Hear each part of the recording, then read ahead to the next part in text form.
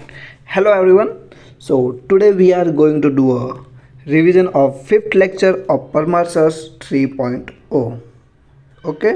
So which is based on geomorphology. तो geomorphology क्या होता है कि जो भी टोपोग्राफी फीचर होते हैं उनकी स्टडी को हम जियोमॉर्फोलॉजी कहते हैं। इसी प्रकार हमने पिछले लेक्चर में देखा था कि जो अर्थ के इंटीरियर की जो स्टडी होती है उसको जियोलॉजी कहते हैं और जियोलॉजी के जो फादर है वो है हुटन। इसी प्रकार जियोमॉर्फोलिज्म के जो फादर है वो है हमारे अपने विलियम्स मॉरिस डेविस। ओके, तो इसमें हम लैंड फॉर्म के बारे में वगैरह देखेंगे और लैंड फॉर्म की स्टडी को ही जियोमॉर्फोलिज्म कहा जाता है। तो ये बात आपको समझनी पड़ेगी, कोई भी लैंड फॉर्म दो तरीके से बनता है, या तो वो बिल्ड होगा उसकी वजह से या फिर वो डिस्ट्रॉय हो रहा है उसकी वजह से कुछ बनेगा। ठीक है, तो हम इनके पीछे लगने वाले फोर्सेस के बारे में भी देखेंगे। जैसे कि हमारे यहाँ पे दो तरह के फोर्स होते हैं, एक होता है अपना एंडोजेनिक और एक होता है एक्सोजेनिक। तो एंडोजेनिक क्या होता है? एंडोजेनिक कोई भी जो लैंड फॉर्म बिल्ड हो रहा है वो एंडोजेनिक के द्वारा बिल्ड होता है। एंडोजेनिक जो फोर्स है ये अपने अर्थ के इनसाइड में लगता है, अर्थ के अंदर की साइड में लगता है और ये काफ़ी स्लो फोर्स है, मतलब बहुत धीरे धीरे लगता है, एकदम रैपिडली नहीं लगता है। और उसी की तरफ उल्टा है अपना ये एक्सोजेनिक। इसको आप ऐसे याद रख सकते हो कि ये एक शैतानी बच्चा है जो कि तोड़ फोड़ करता रहता है। ये एक्सटर्नली लगता है, किसी बाहरी फोर्स, जो बाहरी फोर्स लगता है उसको हम एक्सोजेनिक कहेंगे। ओके, ये वियर एंड टियर करेगा कोई भी चीज़ को। अब इसमें हम आगे देखेंगे और इसके बारे में। तो जो ये प्रोसेस होती है इसको हम कहते हैं जियोमॉर्फिक प्रोसेस। इसमें जो पहला जो आता है वो अपना आता है एंडोजेनिक प्रोसेस, जो कि एंडोजेनिक फोर्स के ऊपर है। तो जैसे मैंने आपको बता ही दिया कि ये अर्थ के अंदर से लगता है फोर्स और ये मतलब स्लोली लगता है, ज़्यादा स्पीड में नहीं लगता है। ठीक है, तो इसमें जैसे कि आप ऊपर दो तरह के एग्जांपल देख सकते हैं, एक है अपना हिमालय और एक है अपना ये अरावली। ठीक है, तो इसमें क्या है कि जो हिमालय है ये एक एग्जांपल है एंडोजेनिक फोर्स का और जो अरावली है ये एक्सोजेनिक का है। ऐसा नहीं है कि इनके ऊपर सिर्फ यही लग रहा है, हिमालय पे भी दोनों ही फोर्स लग रहा है, एंडो और एक्सो, और अरावली पे भी। लेकिन बात ये है कि हिमालय पे भी जो है वो एंडोजेनिक ज़्यादा लग रहा है और अरावली पे एक्सोजेनिक। जैसे कि जो हिमालय है, जैसे आपको पता है कि कॉन्टिनेंट आपस में टकराए थे उसके कारण मतलब हिमालय मतलब बना है। ठीक है, तो जो वो दो टेक्टोनिक प्लेट के बीच में जो फोर्स लग रहा है वो अभी भी एक दूसरे को पुश कर रही है, जिसकी वजह से अभी भी हिमालय की हाइट ऐसे बढ़ती जा रही है। ठीक है, और ये मतलब काफ़ी लॉन्ग टाइम में, मतलब एक आध भी जैसे 20-25 साल में एक आध इंच बढ़ना हो तो बढ़ेगा, ऐसा कुछ सिचुएशन है उसमें।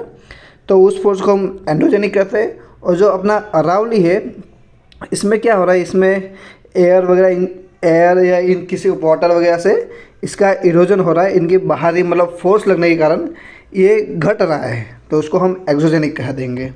ओके, तो हम थोड़ा इफ़ेक्ट देख लेंगे कि एंडोजेनिक का इफ़ेक्ट्स क्या है पढ़ते हैं। तो अपने जो इफ़ेक्ट्स है एंडोजेनिक प्रोसेस फोर्स के वो मतलब दो टाइप के हैं अपने। एक अपना इफ़ेक्ट होता है जो है अपना डेस्ट्रोफिज्म और एक वॉल्केनिज्म। वॉल्केनिज्म के बारे में हम पहले ही पढ़ चुके हैं आगे, तो हम देखेंगे ये डिएस्ट्रोफिज्म के बारे में। तो इसका मतलब क्या होता है कि मतलब जो भी चीज़ बिल्ड या फिर बढ़ रही है, एलिवेट कर रही है, तो वो डिएस्ट्रोफिज्म में आएगा। ठीक है, जैसे कि अपना हो गया ये ओरोजेनिक में जो ओरो है ये माउंट के लिए होता है। तो ओरोजेनिक में माउंटेन बिल्डिंग का प्रोसेस होता है। जैसे मैंने आपको हिमालय बताया कि दोनों टेक्टोनिक प्लेट आपस में आ रही है तो वो बढ़ता जा रहा है अभी भी। ठीक है, इसके बाद जो अपना दूसरा जो पॉइंट आता है वो अपना आता है एपेरियोजेनिक। एपेरियोजेनिक क्या होता है?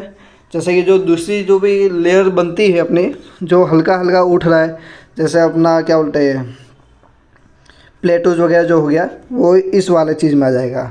और अर्थक्वेक है ये हमने देख चुके हैं हम, और प्लेट टेक्टोनिक है ये भी हम देख चुके हैं।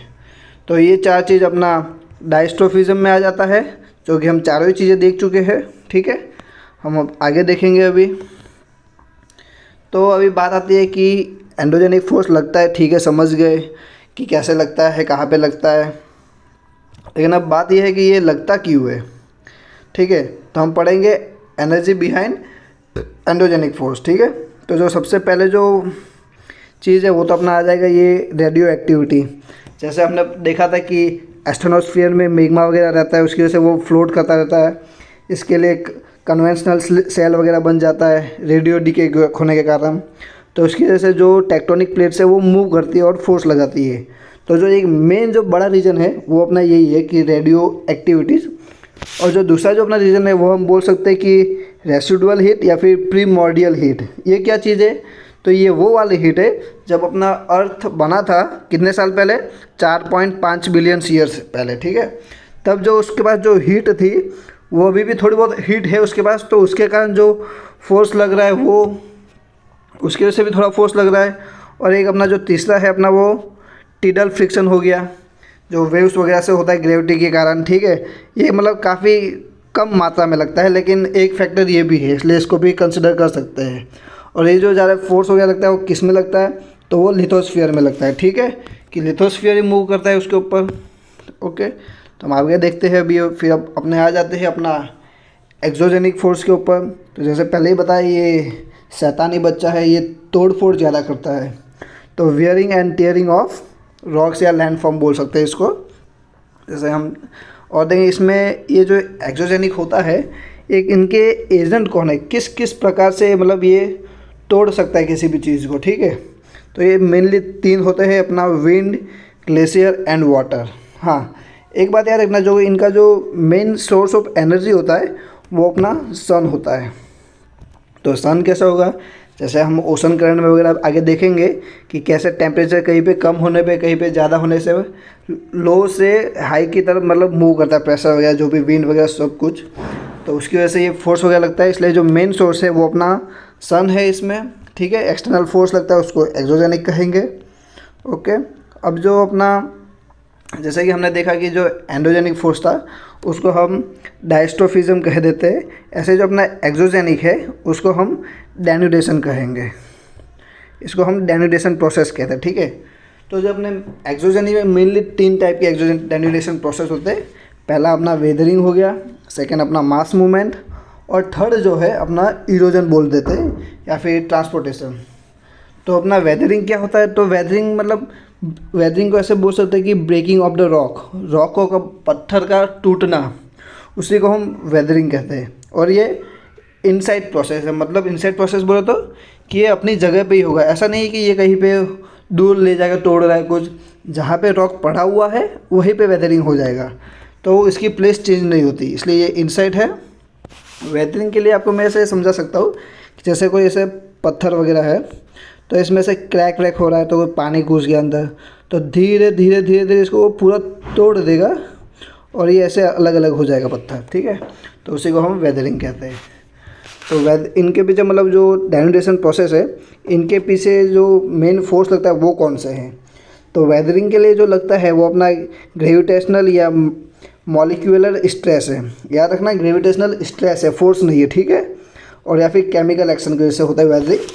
और जो अपना मास मूवमेंट है वो अपना ग्रेविटेशनल फोर्स की वजह से लगता है। मास मूवमेंट के लिए एग्जांपल में आप ले सकते हो कि अपना जो लैंडस्लाइड वगैरह जो होता है वो अपना मास मूवमेंट में होता है, कि एक बड़ा सा भाग लैंडफॉर्म का वो गिर जाए या कहीं पे खिसक जाए, तो वो मास मूवमेंट होता है।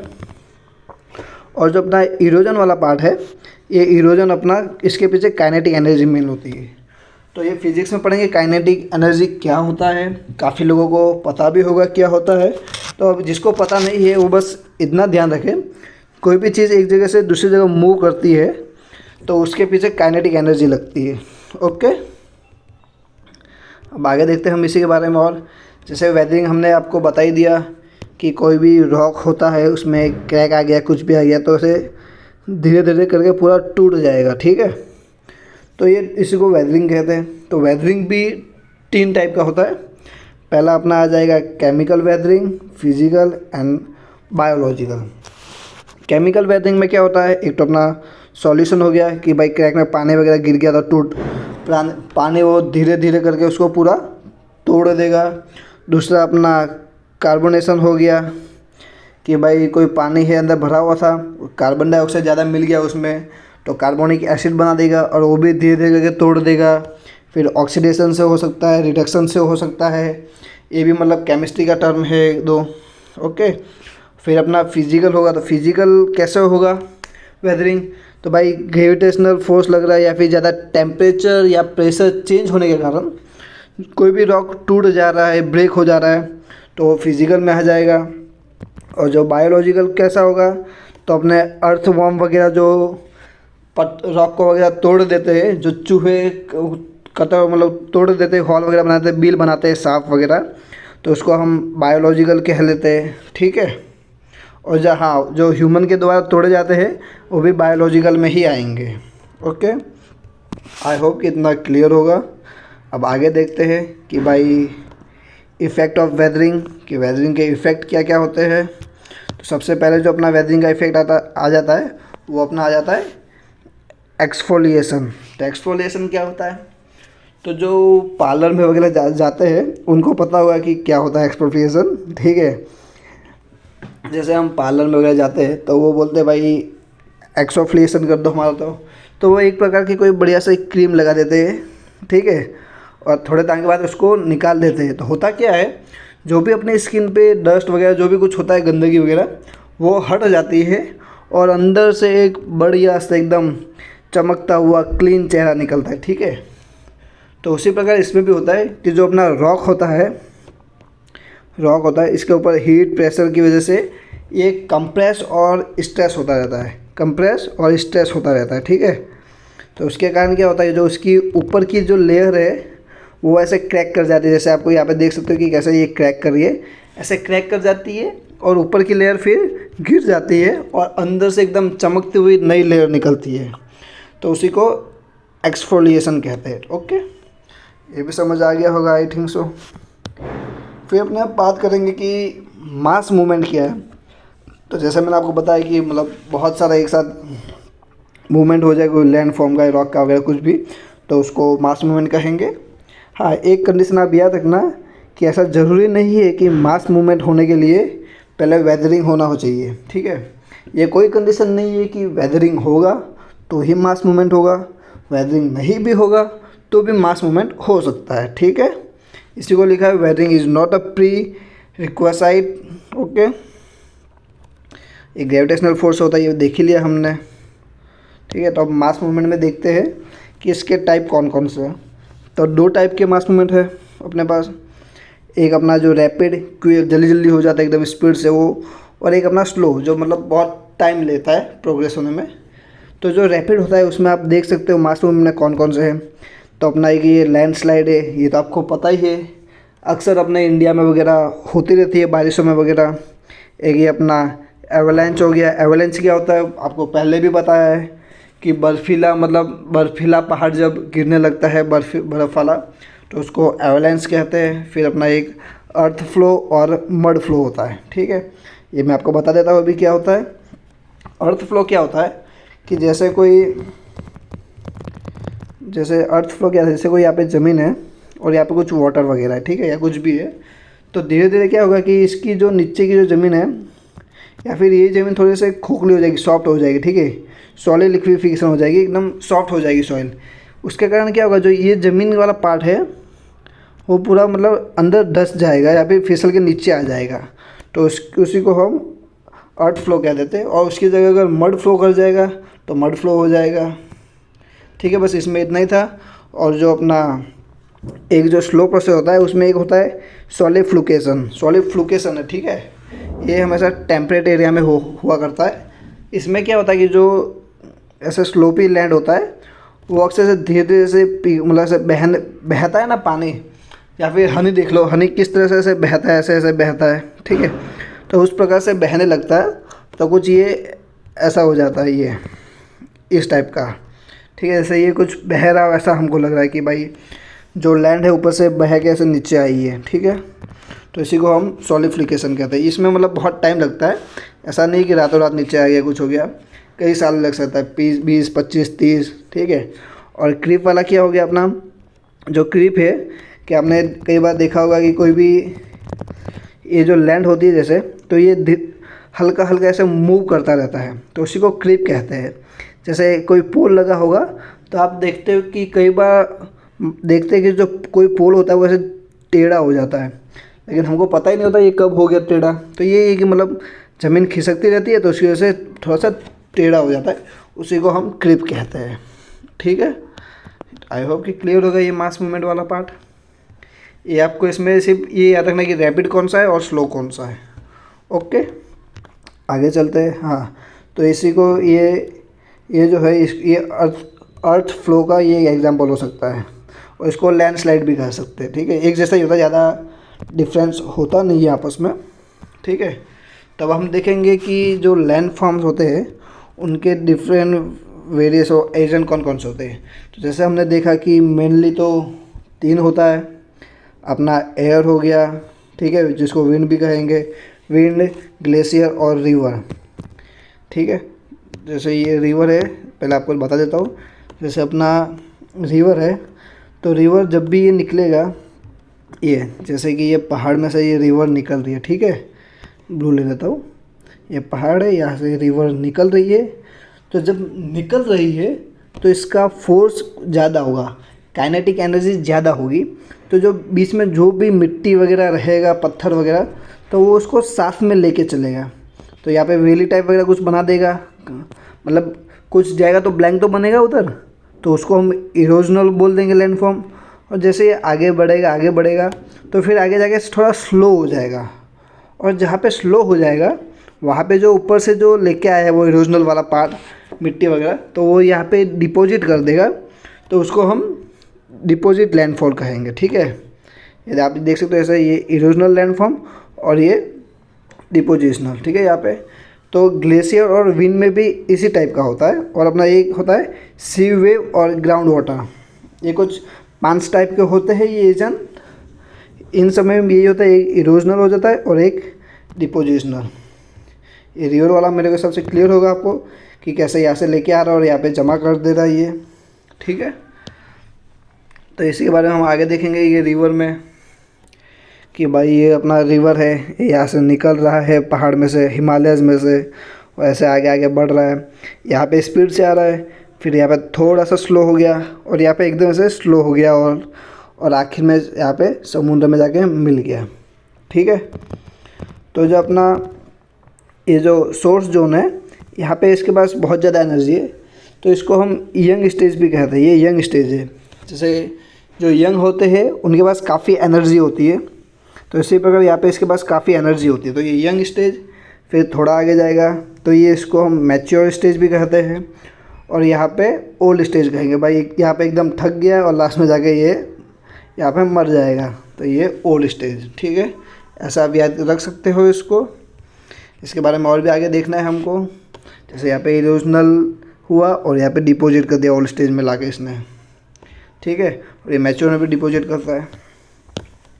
अब जैसे इसमें भी अलग अलग चीज़ होती है, जैसे अपना इरोजनल पार्ट में देखते हैं, तो वो इरोजन करके जो मिट्टी वगैरह ले जाएगा तो ब्लैंक स्पेस बनेगा, तो वैली वगैरह बनेगा। तो ये अपना जो वी शेप वैली बनता है सबसे पहला, तो जो कि अपना इस टाइप का जो चीज़ रहता है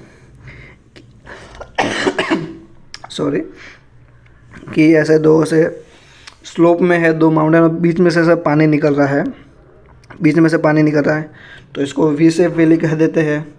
और इसी में अगर 2 ऐसे पैरेलल होंगे अगर माउंटेन और बीच में से पानी निकलेगा, तो इसको हम गॉर्ज कह देते हैं। ठीक है, और इसमें भी अगर ये ना तो ऐसा है ना ये ऐसा है, ठीक है, उसके बदले ये उल्टा ही दिमाग चला रहा है अपना, ये कुछ इस प्रकार होगा। अगर ये ऐसा है और बीच में से पानी निकल रहा है, तो इसको हम क्या कह देंगे, कॉर्नियर्स कह देंगे। ठीक है, तो ये 3 टाइप का हो गया अपना, गॉर्ज, कॉर्नियर और वी शेप वाला।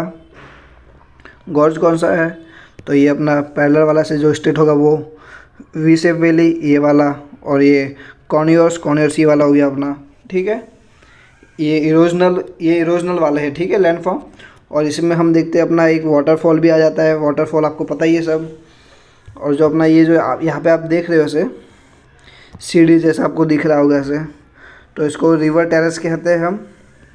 ठीक है, ये रिवर टेरेस है अपना, ये भी इरोजनल है। और ये जो है इसको मैंड्योरिंग कहते हैं। मैंड्योरिंग क्या होता है? जो अपना पानी ऐसे सांप की तरह से चलता है ना, उसी को हम मैंड्योरिंग कहते हैं। ठीक है,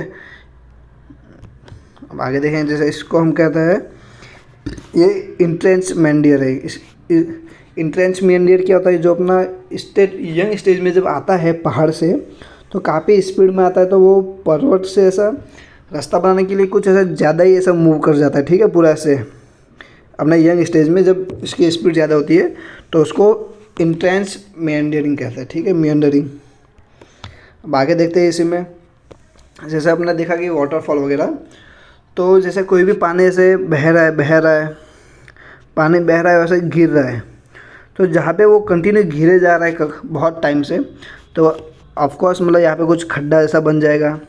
तो यहाँ पे जो खड्डा बनेगा उसको हम प्लंज पुल कहते हैं। ठीक है, और फिर यहीं से फिर ये जब आगे बढ़ेगा पानी और, तो यहाँ पे कुछ पत्थर वगैरह होगा या कुछ भी होगा यहाँ पे, अगर यहाँ पे कुछ भी ऐसा पत्थर वगैरह कुछ भी है, मतलब छोटे छोटे वगैरह, तो पानी क्या करेगा, यहाँ पे आएगा, टकराएगा, ऊपर जाएगा और ऐसे यहाँ नीचे गिरेगा। और यहाँ पे भी मतलब छोटा सा खड्डा जैसा कुछ हो जाएगा, तो उसको हम पॉट होल कहेंगे। ठीक है, ये दो वर्ड आपको देखना है बस, कि जो जहाँ पे ज़्यादा पूरा झरना पूरा गिरे तो वो प्लंज पुल, और जहाँ पे छोटे खड्डे हो तो वो पॉट होल जो आगे रास्ते में बनेंगे। ठीक है, जैसे कि मैंने आपको बताया था, ये अपना इसको यूथफुल स्टेज कहते हैं, इसको मैच्योर, और ये अपना ओल्ड स्टेज है। ठीक है, इरोजनल। इसमें जो एंड पार्ट यहाँ पे देख रहे हो कि जहाँ पे ये ख़त्म हो रहा है, तो आप देखोगे ये एक अपना वी शेप बनाएगा, ये ऐसा वी शेप बन रहा है। ठीक है, तो ये वी शेप जो बन रहा है इसको हम डेल्टा कहते हैं। ठीक है, यहाँ पे मतलब काफ़ी फ्लो काफ़ी स्लो हो जाता है इसका, रिवर का। ये डेल्टा हो गया वी शेप वाला अपना। ठीक है, और इसी में अपना एक चीज़ होता है कि ये सब जो अपने देखे अभी तक, ये सारे इरोजनल लैंडफॉर्म थे। और ये अभी देखेंगे अपना जो डिपोजिशनल जो लैंडफॉर्म होता है, इसमें सबसे पहले अपना ये आ जाता है एलुवियल फैन। तो एलुवियल फैन क्या होता है कि जब ये पहाड़ वगैरह कुछ भी है यहाँ पे, एक जस्ट मिनट, पहाड़ वगैरह यहाँ से मतलब जो मड वगैरह है वैसा पूरा गिर जा रहा है। ठीक है, जब गिर जाएगा तो पूरा ऐसे फैल जाएगा, ये ऐसे ऐसे ऐसे ऐसे ऐसे ऐसे, जैसा कि आपको दिख रहा है।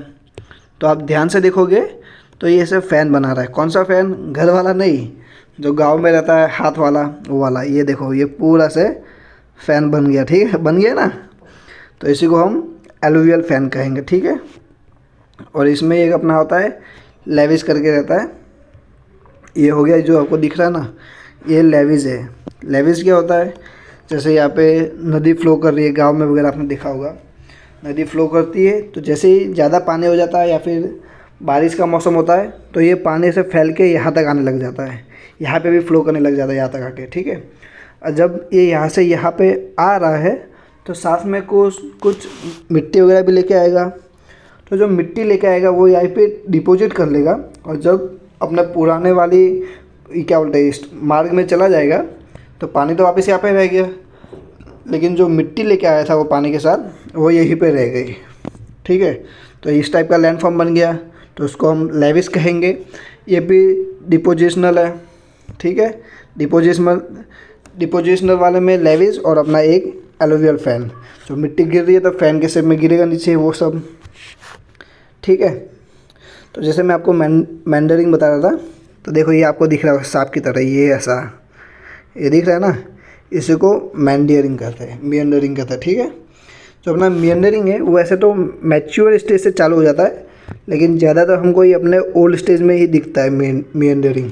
ठीक है, तो इसमें एक आता है कि ऑक्सबो लेक क्या होता है। ठीक है, तो ऑक्सबो लेक मैं आपको एक्सप्लेन कर देता हूँ। जैसे कि यहाँ पे ऐसे कोई रिवर चल रही है, वो ऐसे मूव कर रही है। ठीक है, ऐसे ऐसे, लेकिन ऐसे करके वो आगे जाके ज़्यादा मूव करने लगेगी, और कुछ मूव करते करते कुछ ऐसे हो के फिर पूरा ऐसे ये जॉइंट हो जाएगा इधर। ठीक है, जॉइंट आगे जब ऐसे मूव कर रही है, तो जो वाटर है वो शॉर्टेज पार्ट लेगा, तो ये बंद तो गया, लेकिन अभी क्या करेगा, ये जो है वो डायरेक्ट यहाँ से निकलने लग जाएगा। ठीक है, और ये वाला जो भाग है, ये वाला भाग ये अलग हो जाएगा। ये जैसे ये यहाँ से ये ऐसे मूव करने लगा, डायरेक्ट यहीं से निकलने लग गया, ठीक है। तो ये वाला यहाँ से कट हो जाएगा और जो ये शेप जो बन जाएगा लास्ट में, इसी को हम ऑक्सोलेग कहते हैं, ठीक है। ये अपना ऑक्सोलेग हो जाएगा, ऑक्सबोलेग। ओके, जैसे कि आप यहाँ पे भी देख सकते हैं, ये जो पार्ट साइड में अलग से है इसको ऑक्सबोलेग कहेंगे, ठीक है। आगे चलते हैं इसमें अभी। हाँ, जो अपना ये करबटाल जो ऑक्सबोलेग है वो अपना एशिया का सबसे बड़ा है, और ये अपना जो है ये बिहार में है। अपना कबरताल ऑक्सबोलेग बिहार में है, एशिया का सबसे बड़ा, ठीक है। ये भी क्लियर हो गया। अब अपने आ जाते हैं ग्लेशियर्स पे, ठीक है। तो आप बोलो भाई ग्लेशियर में कैसे होगा, तो जैसे कि आप ये यहाँ पे ऐसे देख रहे हैं कि भाई ये थोड़ा से नीचे गिरा हुआ है, थोड़ा फिसला हुआ है, ऐसा लग रहा है ना देख के कि थोड़ा भाई फिसला है, नीचे गिरा है ये थोड़ा सा, ठीक है। तो ये भी ग्लेशियर का मूवमेंट है। ये यहाँ से भी ये नीचे गिरा है और ये ऊपर से ये ऊपर उठा हुआ है, ठीक है। तो इसमें भी ये कुछ टाइप के होते हैं, वो भी हम देख लेते हैं कौन कौन सा मूवमेंट है इसमें, ठीक है। तो सबसे पहले हम देखेंगे कि जो हमने देखा था कि जो नीचे जो गिरा हुआ था, तो ये ऐसा गैप बनाएगा, तो उसको हम सर्क कहते हैं, ठीक है। उसको हम क्या कहते हैं, सर्क कहते हैं उसको। और जो ऊपर से रीढ़ की हड्डी जैसा बना था उसको हम एरेट कहते हैं, या फिर सेरेटेड रीड्स कहते हैं, ठीक है। और जैसे कि ग्लेशियर में देखते हैं कि ऐसे टॉप बन जाता है, जैसे ग्लेशियर तो ऐसा कुछ बन जाएगा, ये टॉप बन जाएगा, फिर नीचे टॉप नीचे। तो ये जो टॉप वाला भाग है, जो उठा हुआ भाग है, उसको हम हॉर्न कहते हैं। और जो ये टर्न क्या है, तो जैसे कि ये थोड़ा मूवमेंट होने के कारण मतलब ऐसा बनेगा, ये तो कुछ बीच में ऐसा गैप खाली हो जाएगा, और यहाँ पे जब पानी भर जाएगा, यहाँ पे पानी वगैरह भर जाएगा, तो उसी को हम टॉर्न कहते हैं। तो इसको ग्लेशियर लेग कह सकते हैं हम, टॉर्न को, ठीक है। मिट जा भाई। हाँ, और जैसे कि अपना ये क्या बोलते हैं, सर्क ऐसे धीरे धीरे मूव करेगा आगे की तरफ, ठीक है। तो पूरा ये यहाँ पे आके मिलेगा, तो ये पूरा जो है फिर यहाँ पे ये मास मूवमेंट होने लग जाएगा यहाँ पे, मतलब बहुत ज़्यादा मतलब मात्रा में ग्लेशियर का जो आइस होगा वो फ्लो करने लगेगा। तो ये जो है अपना ग्लेशियर थ्रो है। और जो है अपना, ये अपना वी शेप में होता है, ठीक है, वी शेप में होता है इधर ये, और इसमें ज़्यादा होगा। तो जैसे आप देखोगे कि ये मिल रहा है यहाँ पे नीचे गिरा, ठीक है, यहाँ पे आके ये वैली टाइप है, ग्लेशियर वैली टाइप में। तो जब ये गिरा तो ये दिख रहा है कि ये कुछ ऐसे हवा में लटका हुआ ऐसा लग रहा है, तो उसी को हम हैंगिंग वैली कहेंगे, ठीक है। इन सबको हैंगिंग वैली कहेंगे अपने, ठीक है। और ये लॉन्ग वैली, बड़ी वाली वैली होगी अपनी ग्लेशियर में, जो कि यू शेप में होगी, ठीक है, ये यू शेप में होगा। आगे देखते हैं इसी में डिपोजिशनल कौन सा है और कौन सा क्या है, ये वही सब है जो मैंने आपको बता दिया। हाँ, तो जैसे देखते हैं कि ग्लेशियर में जो इरोजनल वाला जो फॉर्म है, इरोजनल लैंड फॉर्म कौन कौन से ग्लेशियर में, तो ये जो सर्क है, एरेट है, सेरेटेरिड है, ये हॉर्न है, ये सब इरोजनल है, ठीक है। अपने एग्ज़ाम में इसी टाइप में क्वेश्चन पूछेगा कि इसमें इरोजनल कौन सा है और डिपोजिशनल कौन सा है। ऐसे ये वाला जो लेक्चर है इतना इम्पोर्टेंट नहीं है एसएससी की तरफ से, लेकिन फिर भी बाई चांस अगर क्वेश्चन बन जाए तो उसके लिए हमको प्रिपेयर रहना है, तो हम देखेंगे इसको भी। बाकी ज़्यादा इसका लोड मत लेना, समझ आए ना है, बस एक बार गो थ्रू कर लेना और एक बार रिवाइज़ कर लेना, ठीक है। और ऐसे तो मेरे हिसाब से सब समझ आ ही रहा होगा, इतना भी कुछ हार्ड है नहीं। तो जैसे अपना ये इरोजनल हो गया। अब जैसे अपना देखेंगे कि डिपोजिशनल कौन कौन से है, तो ये अपना एक एस्कर करके है। एस्कर क्या है कि जैसे ये वैली में ऐसे मूव कर रहा है ये ग्लेशियर में, ठीक है, तो कुछ यहाँ पे ऐसे ये ऐसे करके कुछ जम जाएगा इधर, ठीक है, थोड़ा सा डिपॉजिट हो जाएगा। तो जो इधर जो डिपॉजिट होगा उसी को हम एस्कर कहेंगे, ठीक है, वो अपना हो जाएगा एस्कर, ठीक है। और फिर अपना आ जाएगा ये ड्रमलिन। क्या होता है, तो ये जो ड्रमलिन है अपना, ये ड्रमलिन कुछ इस प्रकार है अपना कि कुछ ये इस प्रकार में भी जम जाएगा, पहले इतना जमा, फिर थोड़ा और गिरा इसके ऊपर, थोड़ा ये और ऐसे जमा और ऐसे जमा, ठीक है। जो इस प्रकार में जमेगा ओवल शेप में, ओवल शेप में होता है, ठीक है। ये ड्रमलिन जो ओवल शेप में जो जमेगा उसको हम ड्रमलिन कह देंगे। ये ओवल शेप में होगा कुछ, ये इस प्रकार का होता है, ठीक है। फिर ये मॉरिन्स क्या होता है, तो मॉरिन्स भी बता देते भाई आपको, चिंता मत करो। जो अपना मॉरिन्स जो है, जैसे कि बताया मैंने आपको, जो अस्कर है वो ऐसे ऐसे इसके नीचे में ही जमेगा, ठीक है। और जो ये मॉरिन्स है वो ऐसे साइड में जमेगा, इस साइड में डिपॉजिट हो जाएगा, उसको हम कहेंगे मॉरिन्स, जो साइड में डिपॉजिट होगा, ठीक है। आई होप कि ये भी क्लियर होगा। इसमें एक और पॉइंट है कि जो कई बार आता है कि ये जॉर्ड क्या है, जॉर्ड क्या होता है, ठीक है। जॉर्ड क्या होता है कि जैसे आप देख सकते हो ये गैप है इधर पूरा, ठीक है, वैली टाइप में। कई बार इसमें क्या होता है, जो सी वाटर है वो इसमें एंटर कर जाता है, ठीक है। जब ग्लेशियर में सी वाटर एंटर कर जाता है तो उसी को हम जॉर्ड कहते हैं, ठीक है। जब सी वाटर एंटर कर जाए ग्लेशियर वैली में तो उसको हम जॉर्ड कहेंगे, ठीक है। आई होप कॉल ये जो अपना है ये अस्कर है अपना, ठीक है, ये मॉरिन्स है, और फिर जो ये वाला जो है ये डॉर्लिन्स है, ठीक है। इसके बाद होता है कि जो अपना लैंडफॉर्म होता है वो ग्राउंड वाटर की वजह से भी बनता है, और ये तो कई बार आपने देखा भी होगा बारिश के समय में कि रास्ते में कैसे खड्डा वगैरह हो जाता है, ठीक है। तो अब इसके बारे में भी देख लेते भाई क्या है इसमें हम देख लें। जैसे कि अपना पहली बात कि ये जहाँ पे होता है इसके लिए कंडीशन है कि जो अपना जो लैंड होता है वो सॉफ्ट लैंड होना चाहिए, ठीक है। सॉफ्ट लैंड होगा तो ही होगा ये सब। जैसे कि अपना ये कोई लैंड है अपना, ठीक है, ये लैंड है अपना, और जैसे ये सॉफ्ट लैंड है। सॉफ्ट लैंड कौन सी होती है, तो अपना लाइमस्टोन से बनी हुई या फिर डोलोमाइट से जो बनी हुई होगी वो अपनी सॉफ्ट रॉक होगी, ठीक है, सॉफ्ट लैंड होगी। और ये लाइमस्टोन वाली लैंड में और डोलोमाइट वाली लैंड में ही ये मतलब ग्राउंड वाटर की वजह से ये क्या बोलते हैं लैंडफॉर्म देखने को मिलता है हमको। तो इसमें क्या होता है कि अपना लाइमस्टोन वाली जो लैंड है इसके नीचे पानी गिरा हुआ है, ठीक है, पानी वगैरह है अंडरग्राउंड वाटर। इसकी वजह से क्या होगा कि जो नीचे वाली जो ज़मीन है वो इसमें मिल जाएगी, सॉफ्ट है, ठीक है। तो ये कमज़ोर हो जाएगी और ये थोड़ा सा अंदर से अंदर धंस जाएगी ये ज़मीन। तो इसकी वजह से ये आपको यहाँ पे देखिए ये थोड़ा सा आपको झुका हुआ दिखेगा अंदर की तरफ, ये दिख रहा है ना। यही होता है अपने भाई बारिश में जो रोड वगैरह होती है उसमें खड्डे वगैरह हो जाते हैं, तो थोड़ा घुस गई अंदर, थोड़ी धंस गई अंदर, तो उसकी वजह से होता है। इसी को सोलो हॉल कह देंगे अपने। और ऐसे खड्डा हो जाएगा तो सिंक हॉल हो जाएगा अपना। ये ऐसे ही अंदर की ज़मीन तो कमज़ोर हो गई, अंदर घुस गया ये पूरा, ठीक है, ये सिंक हॉल हो जाएगा। ऐसे जो खड्डे हो जाते हैं उसको सिंक हॉल कहते हैं। और जब ये जो सिंक हॉल है वो आपस में मिल जाएंगे और ऐसे वैली टाइप बना देगा, ठीक है, ठीक है, वैली सिंक कहेंगे तो उसको, और उसी को हम उवालास भी कह देंगे, ठीक है। ये अपना उवालास हो गया। एक बात और कि जो अपना ग्राउंड वाटर की वजह से जो भी मतलब लैंडफॉर्म क्रिएट होती है उसको हम कर्स्ट टॉपोग्राफ कहते हैं, ठीक है। एक कर्स्ट एक जगह का नाम है कि जहाँ पे सबसे ज़्यादा मतलब ये इस टाइप की लैंडफॉर्म क्रिएट होती है, जहाँ पे लाइमस्टोन वाली ज़मीन ज़्यादा है, इसलिए इसी को हम इसलिए इसको कर्स्ट टॉपोग्राफी कह देते हैं। ये भी क्वेश्चन पूछ लेता है कई बार, ठीक है। हम इसे आगे देखेंगे कि आगे देखते हैं। जैसे कि हमने सिंक हॉल के बारे में देख लिया, ठीक है।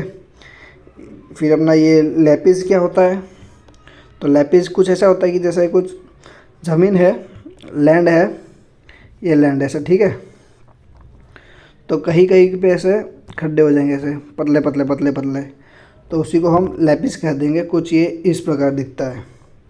ये है अपना ये लैपिस का एग्जांपल है कि कहीं कहीं पे ऐसे ज़मीन अंदर घुस गई है, ऐसे क्रैक टाइप दिखेगा आपको, बड़े बड़े क्रैक, ठीक है। ये अपना लैपिस है। ओवलास देख लिया, सिंक हॉल देख लिया हमने, ठीक है। ये सब इरोजनल वाला भाग है, इरोजनल लैंडफॉर्म है। अब देखते हैं कि डिपोजिशनल कौन सा है, तो अपना एक तो हो गया ये स्टेलसाइट और स्टेलेग्माइट, ठीक है। इसमें क्या होता है तो ये भी आपको दिखा देता हूँ मैं। जैसे कि अपना अंदर खोखला हो गया तो यहाँ पे मिट्टी वगैरह होगी, ठीक है, मिट्टी वगैरह, तो बारिश वगैरह होगी, पानी गिरेगा तो यहाँ से टपक टपक के नीचे की तरफ गिरेगा, ठीक है। और जब ये नीचे गिर रहा है तो नीचे की तरफ ऐसे जमा होता रहेगा, ऊपर से कम होता रहेगा, ठीक है। तो इसी में जो ऊपर वाला जो भाग है, जो ऊपर से लटक रहा है, ऊपर जो लटक रहा है उसको हम स्टेलेक्टाइट कर देंगे, ठीक है। स्टेलेक्टाइट कर देंगे, टाइट। इसको ऐसा करते जो ऊपर वाला है तो उसको टाइट पकड़ना पड़ेगा, इसके लिए इसको स्टेलेक्टाइट कर देंगे। और जो नीचे वाला है उसी को हम स्टेलेग्माइट कह देंगे, ठीक है। ऊपर वाला टाइट क्योंकि टाइट पकड़ना पड़ेगा, नीचे वाला माइट क्योंकि नीचे गिरा हुआ है, ठीक है। और जब ये ऊपर से भी गिर रहा है, नीचे से पूरा जुड़ जाएगा आपस में इसकी तरह, तो इसी को हम पिलर कह देते हैं, ठीक है। तो डिपोजिशन में ये 3 नाम मेनली अपने, स्टेलेक्टाइट, स्टेलेग्माइट और पिलर, ठीक है। इसके लिए कौन सी ज़मीन होनी चाहिए, तो लाइमस्टोन वाली या फिर डोलोमाइट वाली ज़मीन होनी चाहिए जो कि सॉफ्ट होती है यहाँ पर, ठीक है। इसके बाद आ जाता है अपना सी वेव की तरफ, कि सी वेव में किस प्रकार होता है इरोजन वगैरह। तो सी वेव नॉर्मल वेव आती है, अपने टिडल आती है, और सुनामी वाली काफ़ी डेंजरस होती है, जो हमने आगे पे देख चुके हैं, ठीक है। तो इसमें पहले मैं आपको फ़ोटो ही दिखा देता हूँ। जैसे ये वेव मूव करिए इस तरफ, ठीक है, तो यहाँ पे डिपॉजिट कर देगा ऐसे ऐसे, तो ये अपना बीच बन जाएगा, ठीक है। और जो ये क्या बोलते हैं, समुद्र के बीच में जो छोटा सा पत्थर वगैरह रहता है बड़ा ऊपर, तो उसको हम सी स्टैक कहते हैं, ठीक है। जैसे कि आपको बताओ कि जैसे ये अपना एक सी स्टैक है, ठीक है, ये अपना एक ये सी स्टैक है, ठीक है। और क्या होता है कि मतलब वेव आ रही है जा रही है, तो एक टाइम पे क्या हो जाएगा कि बीच में से ऐसे हॉल हो जाएगा इसके, और ये कुछ ऐसे आर्क टाइप में बन जाएगा, ठीक है। ये ऐसा बन गया, तो ये जो बीच में जो हॉल है उसी को हम सी आर्क कहते हैं। क्या कहते हैं, सी आर्क। जो यहाँ पर आप देख सकते हैं ऐसे गैप टाइप बन जाएगा, तो अपना सी आर्क हो जाएगा। ये बीच आपको बता दिया मैंने, ये ऐसे बीच बन जाएगा, ठीक है। और जो यहाँ पे समुद्र के किनारे जैसे आप ऐसे क्या बोलते हैं, खड़ी सीधी जो चोटी दिखती है आपको, पहाड़ दिखती है, जैसे यहाँ पे आपको ऐसे ऐसे दिख रही है ये खड़ी, तो इसको हम क्लिफ कहते हैं। क्या कहते हैं, क्लिफ, ठीक है। और हाँ, जो यहाँ पे जो ये पूछ जैसा आपको दिख रहा है ऐसे समुद्र में, तो ये हो जाता है अपना सैंड स्पिट, ठीक है। डेल्टा मैंने आपको बताया था कि जैसे नदियाँ जब मिलने लगती है तो ये ट्रायंगल से में बनाता है, तो उसी को डेल्टा कह देते हैं अपने, ठीक है। और जैसे आप देख सकते हैं कि जो इरोजनल में है, तो अपना ये क्लिफ है सबसे पहले, तो खड़ी चोटी, फिर केव्स हो जाता है, स्टेक हो जाता है, जो समुद्र के बीच में जो रॉक रहता है वो आर्क, जब रॉक के बीच में गैप बन जाए तो वो अपना आर्क हो जाता है, ठीक है। ऐसे डिपोजिशनल लैंडफॉर्म में कौन सा है, तो अपना बीच देख लिया हमने कि कैसा बीच बनता है। एक सैंड ड्यून्स होता है, बार्स होता है, बैरियर होता है, स्पिट होता है। स्पिट देख दिया, तो बार क्या होता है, जैसे कि यहाँ पे लैंडफॉर्म बना हुआ है, इसे में यहाँ पे भी एक लैंडफॉर्म बन जाए कुछ इस प्रकार का, ये ऐसा कि मतलब समुद्र के बीच में ही ऐसे बीच टाइप में छोटा सा, लेकिन बीच और इसके बीच में से पानी है, ठीक है।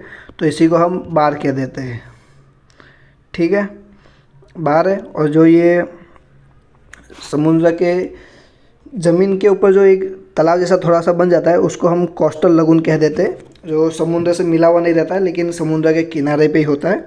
और जो ये कोस्टल लगून और समुद्र को अलग करता है उसी को हम बैरियर कह देते हैं, ठीक है। आई होप कि ये भी क्लियर होगा सब चीज़ें, इसमें क्या क्या है क्या नहीं है। फ़ोटो देख सकते हो आप, ये सब है, बार्स वगैरह सब देख लिया हमने। अब आगे चलते हैं इसी में। हाँ देखो, ये लेक और कोस्टल लगून, ये बैरियर बीच वाला, ठीक है, बाहर वगैरह सैंड स्पिट सब बता दिया। अब अपना आखिरी टॉपिक पे आते हैं जो कि है अपना विंड वाला, ठीक है। जो ये विंड वाला जो लैंडफॉर्म बनती है, क्रिएट होती है, वो मेजरली डेजर्ट टाइप एरिया में होती है, ठीक है। ये डेजर्ट वाले में होता है और इसको एरोलिन लैंडफॉर्म भी कहते हैं हम, ठीक है। तो इसमें भी देख लेते हैं हम क्या है, ये छोटा सा ही टॉपिक, ज़्यादा कुछ है नहीं इसमें। तो जैसे कि डेजर्ट में जो रॉक वगैरह होते हैं, तो तेज़ हवा चलने के कारण ये थोड़ा घिस जाता है, ऐसे मिट्टी उड़ जाती है और इस टाइप का कुछ शेप बन जाता है। नीचे से मिट्टी चली गई तो ये मशरूम टाइप बन जाएगा, तो इसी को हम मशरूम रॉक कहते हैं। और डेजर्ट में विंड की स्पीड ज़्यादा होती है, क्यों कि वहाँ पे कुछ उनका क्या बोलते हैं रिस्ट्रिक्शन वाला कुछ नहीं है, कुछ बिल्डिंग वगैरह कुछ नहीं है, तो एकदम स्पीड में चलती है वाइन। जैसे हमने नेपच्यून में देखा था कि नेपच्यून में जो अपनी विंड है सबसे ज़्यादा मतलब स्पीड में मूव करती है, क्यों वहाँ पे कुछ है नहीं, कुछ बिल्डिंग या कुछ पहाड़ वगैरह कुछ, इसकी वजह से कुछ रिस्ट्रिक्शन नहीं है, तो और भी ज़्यादा स्पीड में चल रही है। तो ऐसे ही ये मशरूम रॉक बन जाता है, ठीक है। और कई बार क्या होता है कि ऐसे कुछ सीधे खड़े से बन जाते हैं, ऐसे इस टाइम में भी वैसे रॉक बन जाते हैं, उसको हम जैक्यून कहते हैं, ठीक है। और जो अपना ये पैडे प्लेन क्या होता है कि जो आपको ये दिखा ना स्लोप टाइप में, स्लोपी, इसी को हम पैडे प्लेन कहते हैं, पैडे प्लेन है। हाँ, फिर एक पैनी प्लेन होता है, वो वाटर की वजह से होता है, ये पैडे प्लेन है डेजर्ट में, ठीक है। फिर एक अपना प्लेज होता है, तो प्लेज क्या होता है कि जैसे डेजर्ट में मिट्टी वगैरह उड़ जाएगी तो कुछ इस तरह का शेप बन जाएगा और वहाँ पे कुछ पानी भर जाएगा, ठीक है, तो उसी को हम प्लेज कह देते हैं, ठीक है। इसमें भी इतना ही था। दो चीज़ और बता देता आपको, ये नाम आपको याद रखना है। एक ये बर्चन क्या होता है कि विंड ज़्यादा चलती है तो कई बार ऐसे रेट है, जैसे अपने रेगिस्तान वगैरह देखा होगा मूवी में वगैरह कि किस तरह से टीले बन जाते हैं, तो इस टाइप का जो आर्क बनता है उसको बर्चन कहते हैं। और जब ये आर्च एक तरफ से कट हो जाता है तो उसी को शेप कहते हैं, कुछ इस प्रकार। ये अपना आर्क है, ये बर्चन है, और एक साइड से ये हट गया तो ये शेप हो गया, ठीक है। सैफ अली खान वाला सीन है, दूसरा वाला शेप है, ये कुछ ये इस प्रकार। और जो ये टीले बन जाते हैं इसी को डून्स कहते हैं, ठीक है, सेंड डून्स वगैरह यही। तो इसी के साथ ये भी लेक्चर ख़त्म होता है, ये टॉपिक ख़त्म हो गया। अभी 2-3 क्वेश्चन रखा है मैंने आपके लिए ताकि आप कुछ कॉन्सेप्ट और क्लियर हो जाए। तो क्वेश्चन देख लेते हैं जल्दी से। देखो, which of the following is a characteristic feature of desert landscape, तो कौन सा वाला है, तो बर्चन ड्यून्स आएगा। वी शेप वैली किसमें, रिवर की वजह से होता है, ठीक है। और यू शेप वैली किसमें बनता है, तो ये ग्लेशियर की तरफ से बताया था मैंने आपको, यू शेप वैली बनता है, ठीक है, ग्लेशियर में। ये क्वेश्चन हो गया। अब आगे देखते हैं, जल्दी जल्दी करेंगे इसको। तो मैंने आपको बताया था कि ये एक्सफोलिएशन किस में होता है, तो ये फिजिकल वेदरिंग है, कैसे प्रेशर की वजह से वो कट जाता है, कंप्रेस और स्ट्रेस होने के कारण लेयर टूट जाती है, ठीक है। अब इसी में आगे और देखेंगे कि the record obtain by the measuring of the earthquake, तो अर्थक्वेक की मेजरिंग को क्या कहेंगे, तो सिस्मोग्राफी कहेंगे। सिस्मोग्राफी नहीं कहेंगे, क्योंकि सिस्मोग्राफी और सिस्मोवेव दोनों एक ही चीज़ हो जाता है, तो इसका आंसर एक्चुअली सिस्मोग्राम होगा, ठीक है, सिस्मोग्राम होगा, सिस्मोग्राम कहेंगे इसको, ठीक है। और सही है, ठीक है।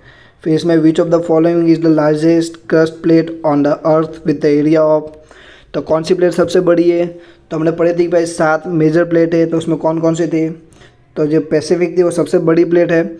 अगर स्मॉलेस्ट की बात करते हैं भाई, माइनर में बड़ी सबसे छोटी कौन सी है, तो ये जॉन डे फुका वाला हो जाएगा, ठीक है। चलो फिर अपना भूकंप किस में मापते हैं, सिस्मोग्राम, मैंने बताया ना सिस्मोग्राम होगा, सिस्मोग्राम ही होगा, ठीक है, कंफर्म हो गया, सिस्मोग्राम होगा इसका, ठीक है।